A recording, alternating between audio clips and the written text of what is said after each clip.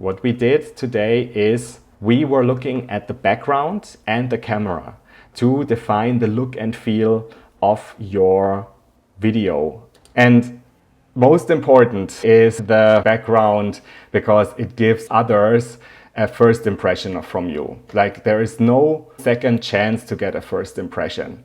And shouldn't the background be something that represents you, that is well clean and connects with your idea, with your mission, with your company? As we learn these days, it's not such a rocket science anymore to build your own studio and to have your own little professional setup with camera, lights and sound.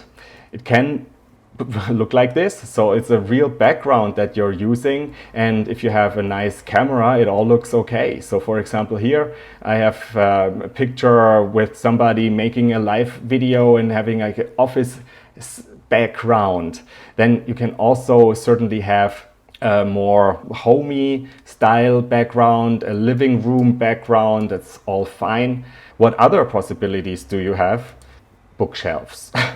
So I'm sure everybody of you has seen a Zoom with a sophisticated bookshelf in the back and a lot of stuff in the back. So if this is the best possible way, so I don't know, it can be so much easier. You can have any type of condition. You can have a garage, so a basement or something. You can curate the background. You can certainly have a virtual background generated from Zoom, but you can also create your own green screen background. What you can do then is that you switch what the people are seeing with the background picture. And if this is something that is representing me at this moment and I would like to show, so I can use it certainly as a background. So this is something, of course, you can do with other things like your famous city or the city where you're from, or anything else like the institution you're working for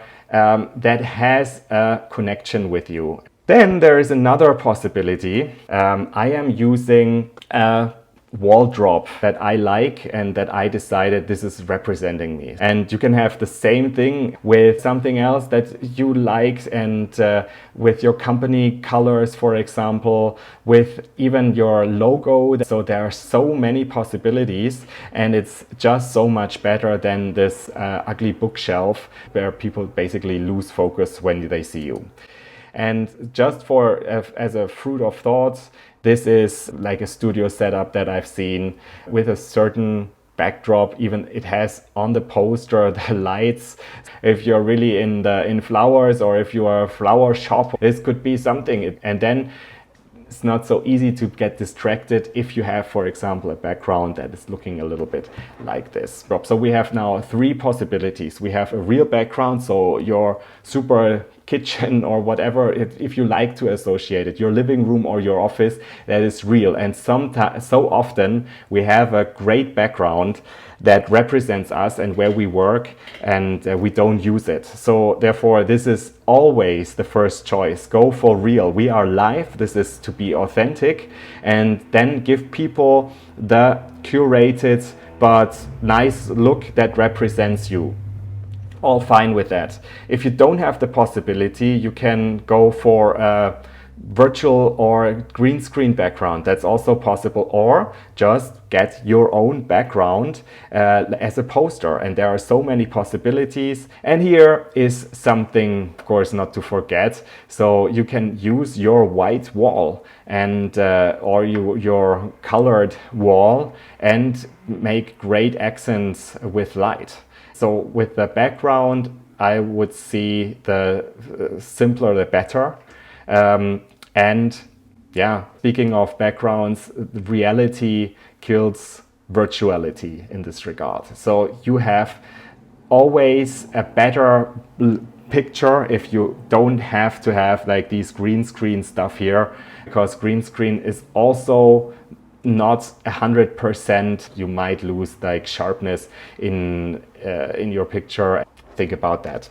Here is the summary, what you can consider when you're thinking of your background. It has to be clean, it has to be neat, that people don't get lost seeing you.